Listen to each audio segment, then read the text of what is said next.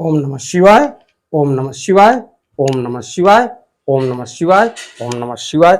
आपको फिर पुनः ले चलते हैं भोलेनाथ के श्री शिव महापुराण की कथा रुद्र संहिता के सृष्टि खंड में अथ 16 अध्याय यानी 16वें अध्याय में, जिसमें आपको मिलेगा ब्रह्मा जी की संतानों का वर्णन तथा सती और शिव की महत्ता का प्रतिपादन। तो इस कथा में मैं आपको ले चलता हूं, जिसमें आपको पिछली वीडियो में मैंने बताया था कि दक्ष ने महात्मा कश्यप को अपनी जिन 13 कन्याओं का विधि पूर्वक दान किया था, उनकी संतानों से सारा त्रिलोक व्याप्त हो गया और स्थावर और जंगम कोई भी सृष्टि ऐसी नहीं जो उनकी संतानों में से शून्य हो। मतलब धीरे धीरे देखा जाए तो सृष्टि पर ऐसा कोई जीव नहीं था जो शून्य रह गया हो। सृष्टि की रचना इस प्रकार से हुई कि कोई ऐसा नहीं था जो उनकी संतानों में से शून्य हो। देवता, ऋषि, दैत्य, वृक्ष, पक्षी, पर्वत तथा तृण, लता आदि सभी कश्यप पत्नियों से पैदा हुआ था। तो इसके बाद देखा जाए तो इस प्रकार दक्ष कन्याओं की संतानों से सारा चराचर जगत व्याप्त हो गया और पाताल से लेकर सत्यलोक पर्यंत समस्त ब्रह्मांड निश्चय ही उनकी संतानों से सदा भरा रहता है। तो आगे मैं आपको इस कथा में ले चलता हूं। तो इससे पहले विघ्नों को हरने वाले भगवान गणेश और विद्या की प्रदायिनी मां सरस्वती के श्री चरणों में शीश नवाते हुए विनम्र निवेदन करूंगा कि हमारे देश संसार में जहां भी भोलेनाथ के श्री शिव महापुराण की कथा हो रही हो, उसे संपन्न करने में अपना पूर्ण योगदान दें। उसके साथ साथ हमारे ऊपर भी अपनी कृपा बनाए रखें कि मैं अपने मुखार बिंदु से भोलेनाथ के श्री शिव महापुराण की कथा को जो भी शिव भक्त प्रेमी हैं उनके तक पहुंचाने का पूर्ण प्रयास करूं। तो इसके पश्चात मैं आपको एक आवश्यक सूचना देना चाहता हूं कि भोलेनाथ के श्री शिव महापुराण की कथा 8:30 से 9:30 बजे के बीच सायंकाल आप तक पहुंचती है। हमारे वाणी हमारे चैनल के माध्यम से उसको आप सुनने और देखने का प्रयास करें। और सुबेरे ब्रह्म मुहूर्त में 5 से लेके 6 बजे के बीच में प्रभु श्री राम के रामचरितमानस की कथा जाती है, उसको भी आप देखिए, सुनिए, पढ़िए और समझिए। और जहां तक हो सके अपना स्नेह और प्रेम हमको इसी तरीके से देते रहिए और हमसे जहां तक बन सकेगा अपने चैनल, अपने वीडियो के माध्यम से आप तक पूर्ण जानकारी की बातों को और धार्मिक पुस्तकों के माध्यम से आप तक पहुंचाने का पूर्ण प्रयास करूंगा। तो लाइक करना न भूलिए, क्योंकि आप वीडियो तो देखते हैं लेकिन लाइक नहीं करते। तो हमको भी ये महसूस हो कि आप लाइक कर रहे हैं, तो हमारी वीडियो आपको अच्छी लगी और आपको पसंद आया तो हमारा मनोबल और ऊंचा होगा। तो इसके बाद आपको हम ले चलते हैं संस्कृत, उसका उच्चारण हिंदी तक पहुंचाने का पूर्ण प्रयास करूंगा। तो ओम श्री सांब शिवाय नमः। ओम श्री गणेशाय नमः। ब्रह्मांडम सकलम व्याप्तम शून्यम नैव कदाचन एवं सृष्टः कृता सम्यक् ब्रह्मणा शंभु शासनात् सती नाम त्रिशूलाग्रे सदा रुद्रेण रक्षिता तपोर्थम निर्मिता पूर्वम शंभु नाम सर्व विष्णु नाम सैव दक्षात् सुसमुद्धुता लोक कार्यार्थमेव च लीलां चकार वसुसो बहुसो भक्तो द्वारण हेतवे वामांगो यश वैकुंठो दक्षिणांगो हमेव च रुद्रो हृदय जो यस्य त्रिविधस्तु शिव स्मृतः अहम विष्णुश्च रुद्रश्च गुणा स्त्रयः उदाहृता स्वयं सदा निर्गुणश्च पर ब्रह्माव्यय शिवः विष्णु सत्तम रजोहम च तमो रुद्र उदाहृतः लोकाचारत इत्येवं नाम तो वस्तु तोन्यथा। तो इसके बाद देखा जाए तो कभी रिक्त नहीं हुआ, यानी उनकी संतानों से सदा भरा रहता है, कभी रिक्त नहीं हुआ। इस प्रकार भगवान शंकर की आज्ञा से ब्रह्मा जी ने भली भांति सृष्टि की और पूर्व काल में सर्वव्यापी शंभु ने जिन्हें तपस्या के लिए प्रकट किया था, रुद्रदेव के रूप में उन्होंने त्रिशूल के अग्रभाग पर रखकर उनकी सदा रक्षा की। वे ही सती देवी लोक हित का कार्य संपादित करने के लिए दक्ष से प्रकट हुई। उन्होंने भक्तों के उद्धार के लिए अनेक लीलाएं की, जिनका वामांग वैकुंठ विष्णु है, दक्षिण भाग स्वयं मैं हूं और रुद्र जिनके हृदय से उत्पन्न है। उन शिव जी को तीन प्रकार का कहा गया है, तो मैं ब्रह्मा विष्णु और रुद्र तीनों गुणों से युक्त कहे गए हैं, किंतु पर ब्रह्म अव्यय शिव स्वयं सदा निर्गुण ही रहते हैं। विष्णु सत्व गुण में और रजोगुण और रुद्र तमोगुण वाले कहे गए हैं। लोकाचार में ऐसा व्यवहार नाम के कारण किया जाता है, किंतु वस्तु तत्व इससे सर्वथा भिन्न है।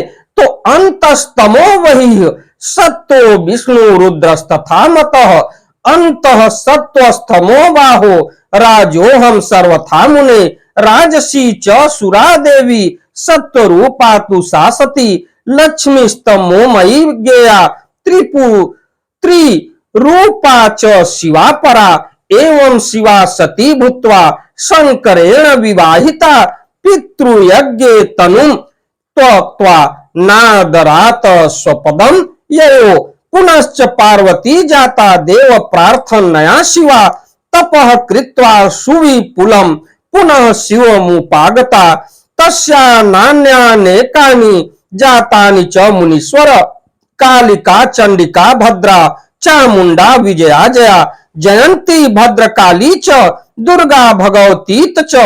तो इसके बाद विष्णु अंतकरण से तमोगुण और 12 से सत्वगुण से युक्त माने गए हैं। रुद्र अंतःकरण से सत्वगुण और बाहर से तमोगुण वाले हैं। और हे मुने, मैं सर्वथा रजोगुण वाला ही हूं।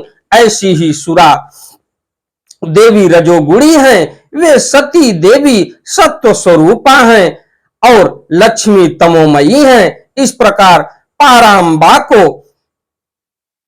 भी 3 रूपों वाली जानना चाहिए। इस प्रकार देवी शिवा ही सती होकर भगवान शंकर से ब्याही गई, किंतु पिता के यज्ञ में पति के अपमान के कारण उन्होंने अपने शरीर को त्याग दिया और फिर उसे ग्रहण नहीं किया। वे अपने परम पद को प्राप्त हो गई। यानी माता पार्वती के लिए कहा जा रहा है कि पिता के अपमान के चलते वे अपने आप को अपमान के कारण उन्होंने अपने शरीर को त्याग दिया।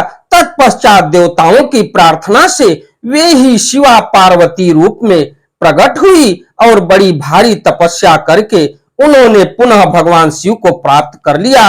हे मुनीश्वर, इस जगत में उनके अनेक नाम प्रसिद्ध हैं। उनके कालिका, चंडिका, भद्रा, चामुंडा, विजया, जया, जयंती, भद्रकाली, दुर्गा, भगवती, कामाख्या, कामदा, अंबा, मृडानी और सर्व मंगला।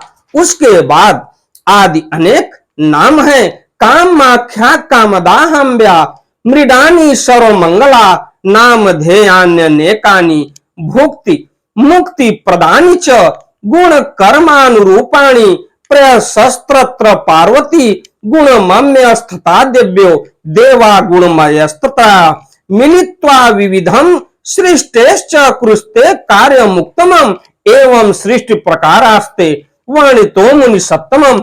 शिवा गया विरचितो ब्रह्मांडस्य मयाखिलः, परम ब्रह्म शिवः प्रोक्तस्तस्य रूपास्त्रयः सुराः, अहम विष्णुश्च रुद्रश्च गुण भेदानुरूपतः, शिवयारमते स्वयरम शिवलोके मनोरमे, स्वतंत्र परमात्मा ही निर्गुणः सगुणोऽपि वै, तस्य पूर्णावतारे ही रुद्रः साक्षात् शिवः स्मृतः, कैलासे भवनं रम्य पंचवक्त्रश्चकार ब्रह्मांडस्य तथा नासे तस्य नाशोस्ति वै नहि। तो उसके बाद इस प्रकार से माता पार्वती के अनेक नाम हैं जो मैंने आपको बताया कि चंडिका, कालिका, भद्र चामुंडा, विजया, जया, जयंती, भद्रकाली, दुर्गा, भगवती और कामाख्या, कामदा, अंबा और मृडानी और सर्व मंगला आदि अनेक नाम हैं जो भोग और मोक्ष देने वाले हैं। ये नाम उनके गुण और कर्मों के अनुसार हैं। इनमें भी पार्वती नाम प्रधान है। यानी देखा जाए तो माता पार्वती का नाम प्रधान है।